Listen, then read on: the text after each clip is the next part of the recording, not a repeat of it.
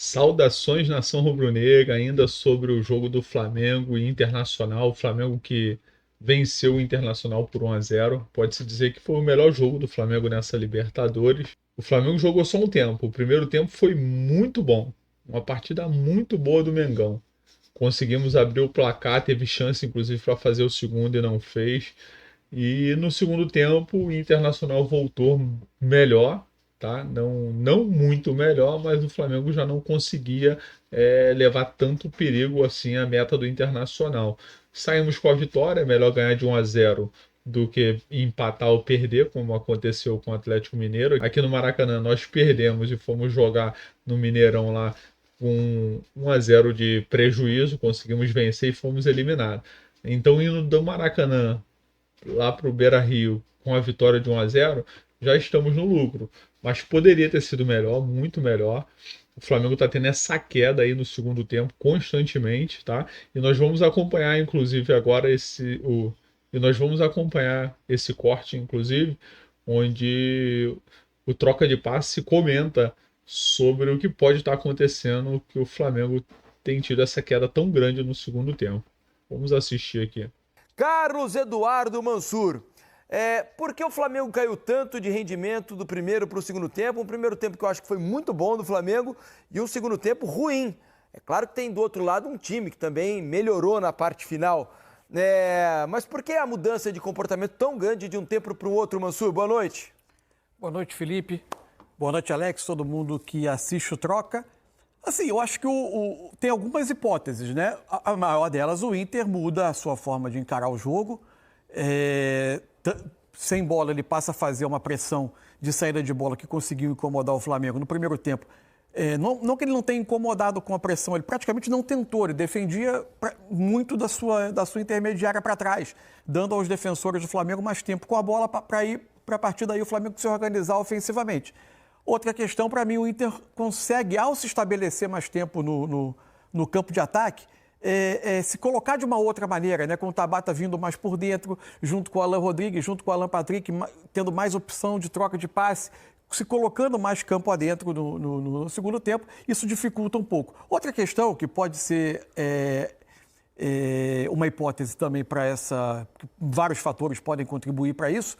O Flamengo é um time que muitas vezes entra nos jogos tentando impor um ritmo muito alto, de muita pressão, de recuperação de bola rápida, tentando amassar e empurrar os adversários para trás no primeiro tempo.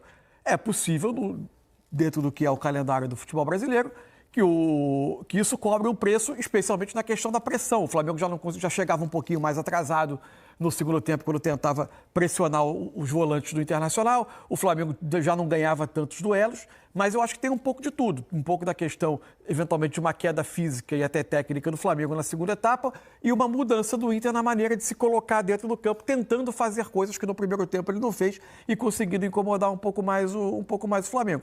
Acho que por aí a gente consegue explicar. Ainda assim, acho que, no todo, claramente o Flamengo foi o melhor time em campo, mereceu ganhar o jogo. Acho que a vantagem mínima ela serve para ilustrar mais o que foi o jogo. O Flamengo foi muito superior no primeiro tempo e acho que o segundo, o Inter teve um predomínio ali de 20, 25 minutos. Depois o Flamengo volta a ter um pouco mais de controle, mas nenhum dos dois lados teve chances claras. A mais clara, inclusive, foi do Flamengo no fim do jogo, podendo ter feito 2-0 no lance do Luiz Araújo. Até porque chance clara o Inter não teve. Ao longo dos 90 minutos, o Inter não teve sequer uma grande oportunidade. Teve uma cabeçada, né, no segundo tempo, mas defendida com facilidade pelo Rossi.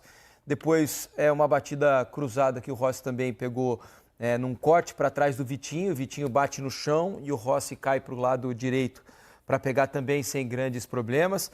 O Inter fez uma partida, eu acho até que dentro do que se esperava, e como terminou o resultado, eu acho que o Inter tem o que comemorar para o jogo da volta em Porto Alegre, porque perdeu por uma contagem mínima, dentro de casa, com o apoio da sua torcida.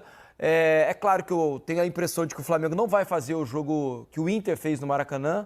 Espero um Flamengo muito mais protagonista do que o Inter conseguiu ser no Rio de Janeiro, mas o Inter é muito capaz de conseguir bater o Flamengo pelo placar mínimo e, no mínimo, levar o jogo para a decisão, para o pênalti, Alex. O que te parece esse 1-0, vendo a perspectiva do Internacional? Boa noite. Boa noite, Felipe, Cadu Mansa, todo mundo que está em casa. Hulk está concentrado, meu querido. Abraço, um beijo para você, meu irmão.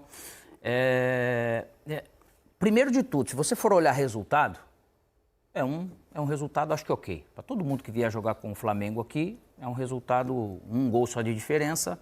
É uma vantagem importante, porque o time do Flamengo é muito bom. Porém, você vai trazer para casa, realmente é algo dentro desse possível. E possível por quê? O segundo tempo que o Inter ele realmente tem mais ação, ele mostra que ele pode jogar de igual para igual, quase de igual para igual, se ele quiser.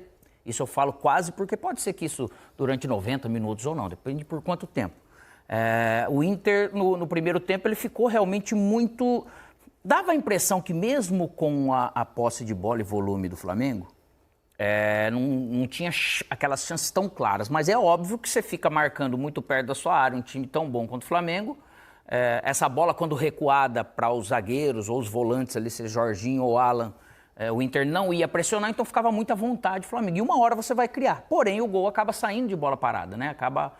Você acaba pagando esse preço. Mas o Inter deixou muitas oportunidades de poder realmente forçar o erro, tirar o conforto do Flamengo, como quando você vai jogar contra times bons, você precisa fazer, mesmo marcando médio ou baixo, como o Inter fez nesse primeiro tempo. E no segundo tempo ele pressionou, ele incomodou um pouco mais, ele tirou essa zona de conforto do Flamengo. Aí o Flamengo ele vai errar um pouco mais, aonde tem uma bola no zagueiro, tem alguém correndo atrás para fazer isso, então isso é possível fazer, né? Mas dentro de um jogo, a tensão desse primeiro jogo, jogando fora, o Inter traz algo realmente para casa, que ele é possível sim de reverter. Imagino que o jogo no Beira-Rio deva ser melhor do que esse. Para mim, assim, ninguém sai inteiramente satisfeito do jogo e ninguém sai de mãos vazias desse primeiro jogo. Acho que é uma boa análise. O Flamengo não constrói uma vantagem do tamanho que nos melhores sonhos dele ele gostaria de pelo menos mais um gol para ter ali uma gordura, uma margem maior. O Inter não sai vencedor, sai em desvantagem, inicia o jogo do Beira-Rio eliminado da Libertadores, mas também sai do Maracanã com uma vantagem que em um gol ele está absolutamente igualado na situação. E diante da dificuldade que ele teve para jogar no primeiro tempo, sair com um gol, acho que não chega a ser um desastre para o Internacional, que não teve assim aquela bola que ele vai ficar lembrando que ele poderia ter finalizado melhor para empatar o jogo. Então, acho que diante disso, é mais ou menos por aí. Ninguém sai de mãos vazias, ninguém sai totalmente satisfeito. E o confronto completamente aberto. Né? Para a segunda partida, lá em Porto Alegre, na quarta-feira que vem. Imagino com o Beira-Rio também absolutamente lotado. Verdadeiramente, o confronto ainda está aberto. Matematicamente, ainda tem chance de um Inter vencer, né? De 1-0, 2-0. Mas é muito difícil. Nós sabemos que o time do Flamengo, principalmente quando encontra espaço, costuma se sair muito bem e marcar pelo menos 1 ou 2 gols. Dificilmente o Flamengo não fará um gol no Internacional se eles vierem para cima do Flamengo.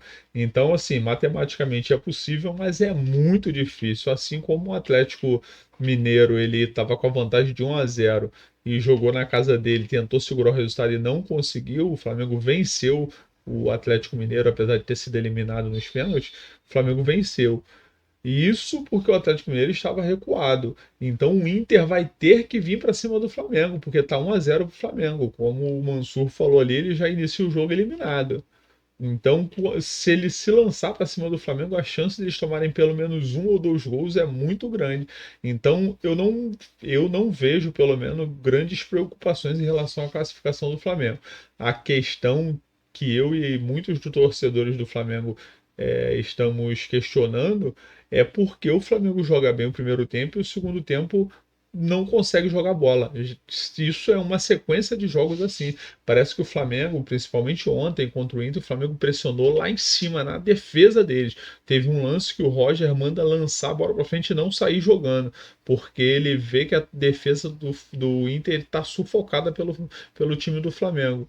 Então a questão toda é essa. Parece que o primeiro tempo o Flamengo marca em cima, abafa, e no segundo tempo o time morre. E aí é onde tem a queda vertiginosa de um tempo para o outro em relação a futebol, bola jogada. Então esse é que é o nosso questionamento. Mas se você gostou do vídeo, curte, comenta e compartilha, deixa seu like aí. É rapidinho, só aperta o dedinho no like aí para me ajudar. O canal tá iniciando agora e precisamos da sua ajuda, beleza? Um abraço, nação!